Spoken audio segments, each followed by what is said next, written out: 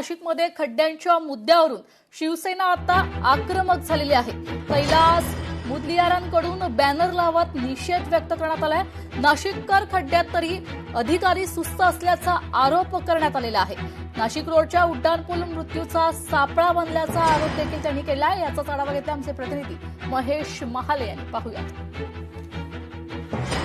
नाशिक शहरात ठिकठिकाणी खड्ड्यांचं साम्राज्य पसरलेलं आहे आणि यावरून आता सत्तेत सहभागी असलेले नाशिक महानगरपालिकेचे शिंदेच्या शिवसेनेचे नगरसेवक आक्रमक झालेले आहे। या ठिकाणी जर बघितलं तर फलकबाजी करून अधिकाऱ्यांच्या विरोधात रोष त्यांनी व्यक्त केलेला आहे। अधिकाऱ्यांना वारंवार निवेदन देऊन देखील खड्ड्यांची दुरुस्ती केली जात नाही, यामुळे नागरिकांचा जीव धोक्यात सापडलेला आहे आणि हे अधिकारी सुस्तावलेले आहे। अशा पद्धतीचा तीव्र संताप जो आहे तो नगरसेवकांकडून व्यक्त केला जातो। आपल्यासोबत शिंदेच्या शिवसेनेचे नगरसेवक कैलास मुदलियार आहे। अण्णा, खर तर अधिकाऱ्यांच्या विरोधातली तुम्ही भूमिका घेतलेली आहे। एकीकडे तुम्ही सत्तेत आहात, मात्र अधिकारी ऐकत नाहीये। नागरिकांचा जीव या खड्ड्यांमुळे धोक्यात चाललाय।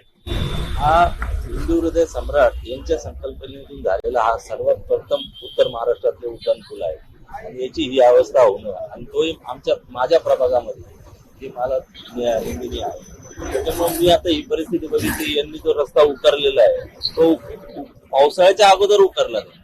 उकरल्यानंतर त्यांनी सर्फेसिंग करून द्यायला पाहिजे होते त्याच वेळेस, पण ठेकेदार मनमानीचे कारभार करतायत।